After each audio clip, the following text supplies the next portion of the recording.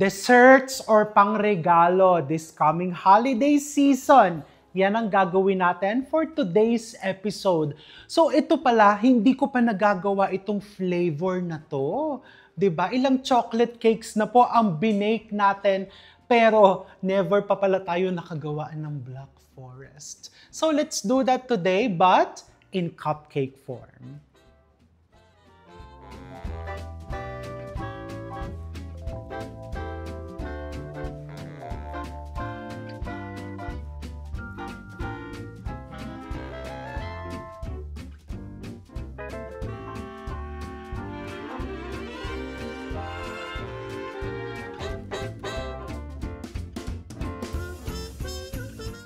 So, simulan muna natin with the cake. So, I have here my wet ingredients and then I have here my dry ingredients. Ganitong kasimple lang po, no? So, hindi ko pa kailangan tong sifter. Pagsasamahin ko muna lahat ng dry ingredients ko dito. I have here my cocoa powder. This is baking powder, baking soda, and salt. Familiar na kayo dito, bibilisan ko lang to kasi marami po sa inyo ginagawa na yung ating chocolate cake recipe. And of course, all-purpose flour. So I'm just going to mix this. Haluin mo lang ng konti using a wire whisk. And then, I'm going to put my wet ingredients. So for this recipe, I consider my brown sugar as wet. So brown sugar, water, 1 piece of egg. This is oil. Again, ang gagamitin mong mantika ay yung hindi natutulog. Okay? Para pagka na-ref mo, malambot pa din yung cupcakes or yung cake mo. Kung ano mantika ang meron ka dyan para huwag ka ma-stress. Okay? Yun lang ay recommendation ko. So that's vinegar. The last thing I added is vinegar. And nabanggit ko na yon many times, that is to tenderize the cake. So I'm just going to mix this until it's smooth.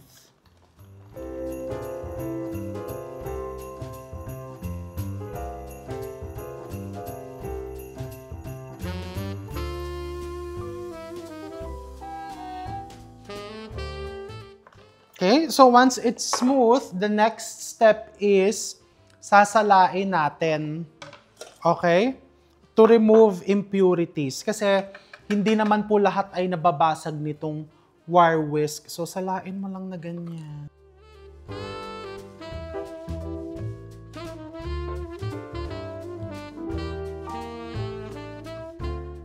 Ayan, so I have here 3-ounce cupcake pans that I've lined with cupcake liners, cupcake papers. And then, meron din ako ditong ice cream scooper. I'm just going to fill my molds 3/4 full. Kasi aalsa po ito ng konti.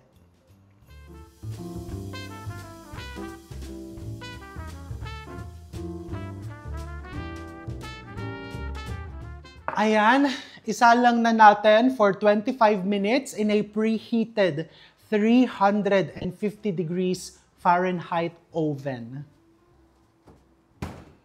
So next, I'm going to prepare the ganache. This is just chocolate and cream. So what I'm doing is ganache po ito ha. Iniinit ko lang yung cream ko, sinisimmer ko, and I have here dark chocolate. Hindi po ito authentic na Black Forest. Kasi ang authentic na Black Forest, ang ginagamit is sponge cake, and then they put cherry liqueur, and then whipped cream, and then cherries, and then shaved chocolate. They call it Black Forest, hindi po dahil puno siya ng tsokolate. Nung bata ako, akala ko din ganun, na kaya siya tinatawag na Black Forest kasi it looks like a black forest. But no, tinatawag po siyang Black Forest because it originated from the Black Forest region in Germany. Yun po yun. And I was lucky na natikman ko po yan several times, yung kanilang original. I flew into Germany para matikman talaga yan. Pangarap kong matikman. ipapa-flash ko yung picture. Siyempre, hindi po yan yung first Black Forest, but yan ay yung Black Forest from the Chocolate Museum in Cologne, Germany. Ayan po. Pagka nag-simmer na yan, ayan, umuusok na, I'm going to turn off the heat and ilalagay ko yung tsokolate. And then you just stir it hanggang matunaw yung chocolate. Simmer lang ha, kasi ang tsokolate, pag po nabigla ang init, nagsisiz, parang bigla na lang siyang maninigas, mabubuo. Akala mo bakit ganon? Minsan nabigla sa init.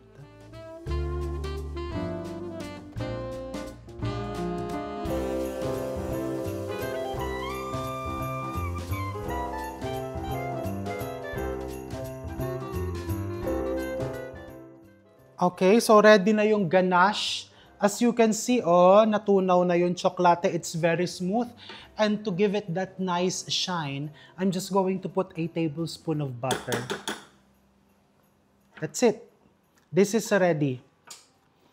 Kanina po, nag-bake na kami ng cupcakes.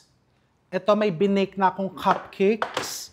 So, ready na natin i-set up ang ating Black Forest cupcakes. Ayan, tatakpan ulit natin yan. Ang kailangan po natin gawin is i-soak ito sa cherry syrup. Lalagyan ko din ng konting liquor.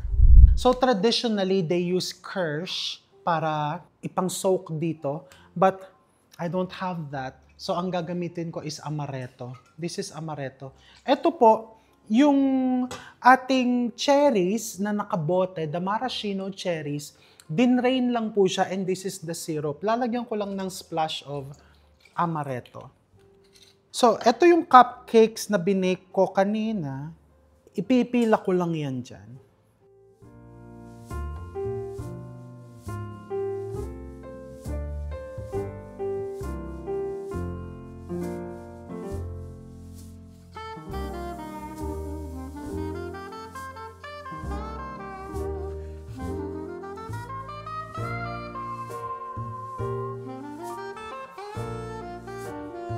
So now, nalagyan na natin ng cherry syrup, di ba? Lalagyan ko na ng ganache sa ibabaw.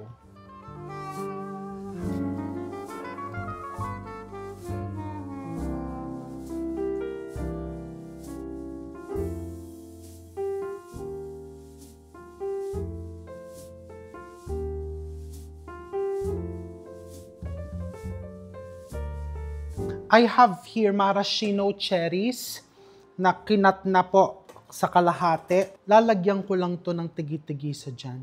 Hindi pa po yan ang icing yan, ha? Kasi yan is chocolate cherry cupcake. Pagka natapos ka dyan, kung halimbawang gusto mo lang tapusin dito, wala naman pong problema. Pero lalagyan ko pa po ng whipped cream to sa ibabaw. Di ba maganda na siya, di ba? Oh.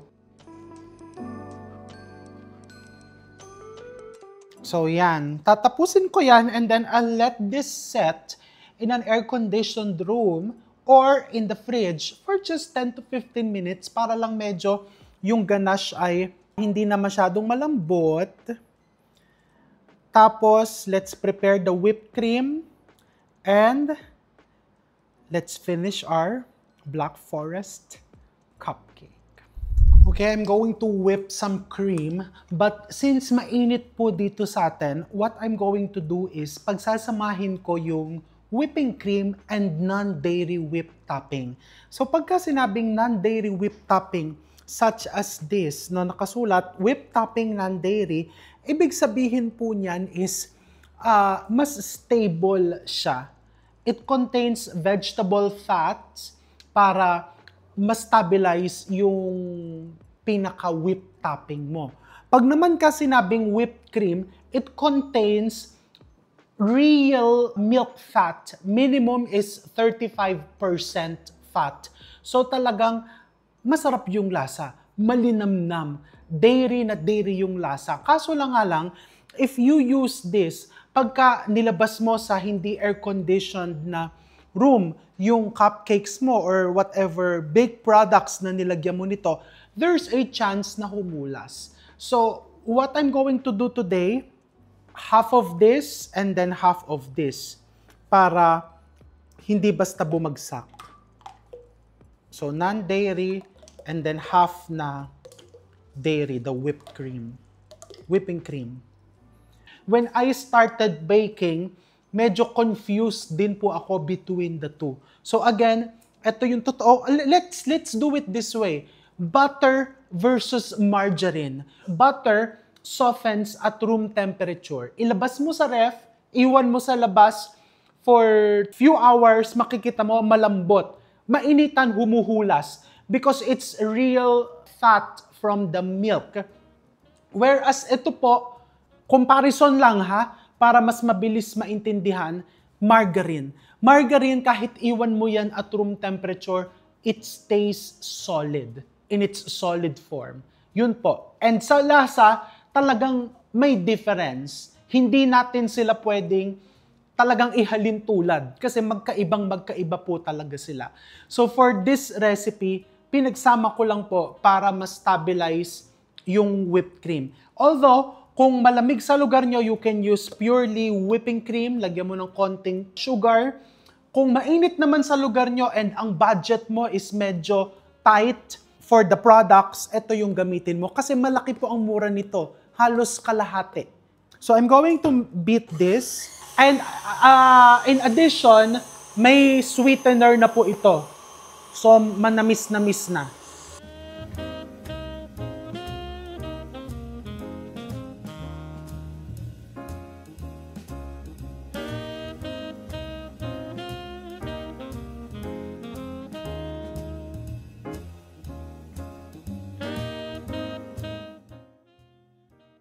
So, to make sure na almost pantay-pantay uniform yung pagpapipe nyo, this is how we do it, no?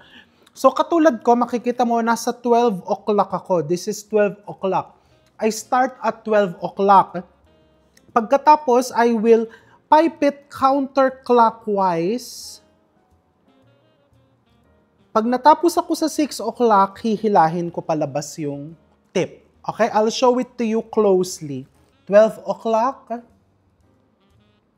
6 o'clock pull, 12 o'clock, 6 o'clock pull.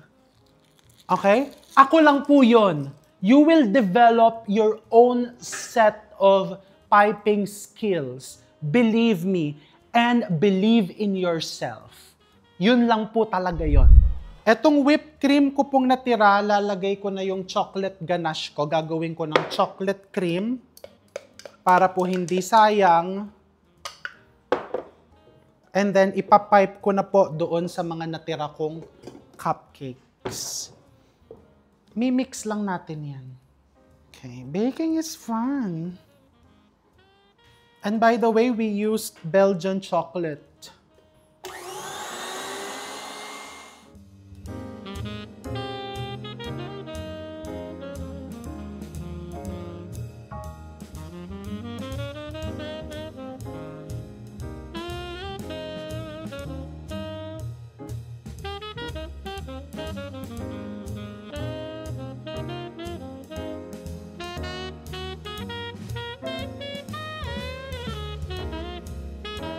Okay, I'm shaving here milk chocolate.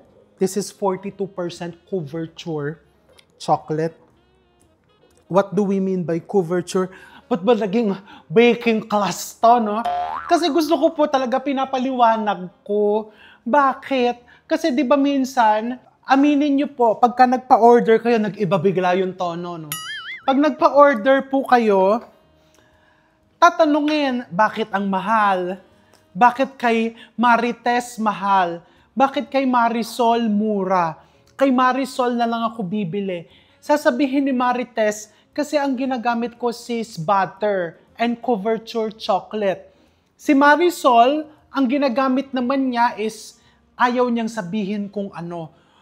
Diba? You have to know, you have the right to know the quality of ingredients that are being used to prepare your products. So pagka sinabing couverture chocolate, this is the real chocolate. It uses cocoa butter. yun talagang from fats, the components, nanggaling talaga siya dun sa cacao. Ang dinadagdag lang po, it could be stabilizer, vanilla, sugar. Ang compound chocolate, pag pinatong mo sa'yo, hindi yan basta natutunaw. Ang couverture, hawakan mo lang yan, mapapansin mo nalulusaw na. Kaya po naka-gloves ako. Para lang po naiintindihan din po ng mamimili. And for the bakers, para po naiipaliwanag nyo din sa mamimili kung bakit mas mahal nyo po binebenta yung produkto nyo.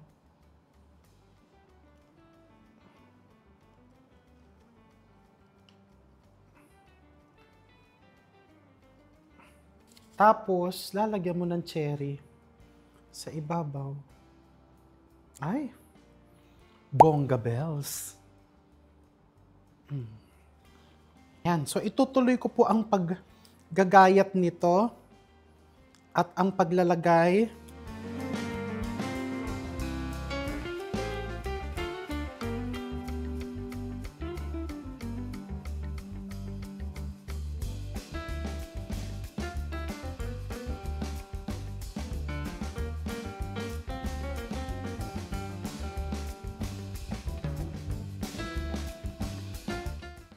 O, diba? Ang ganda, ang bongga. This one, lagyan na din natin to ng cherries.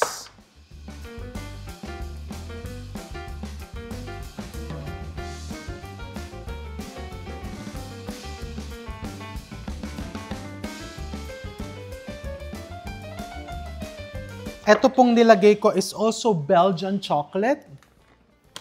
This is Belgian chocolate coins, but look closely. Origins Noir, that's the dark origin, dark chocolate origin, Philippines, 68%.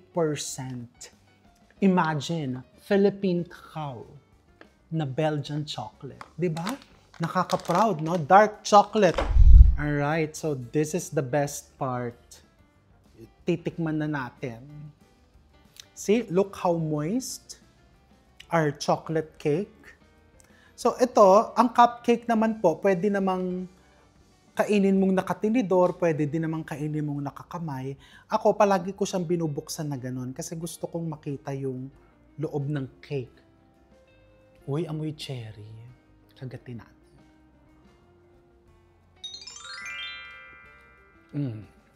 Amoy yung loob, oh. Very moist. Ayun yung isang pirasong kalahating cherry nilagay natin. The chocolate ganache. And then the whipped cream. Uy, it's so good. Gumawa ka na nito. Isa pa. This is so good. Gumawa ka na. Kung ayaw mo ng Black Forest, gusto mong chocolate lang, chocolate cream, just omit the cherries, omit the liquor. Ang saya-saya nito. Ang sarap-sarap pang ipambenta, ipangregalo, ihanda sa mga parties this holiday season. So gawa na and I'll see you soon.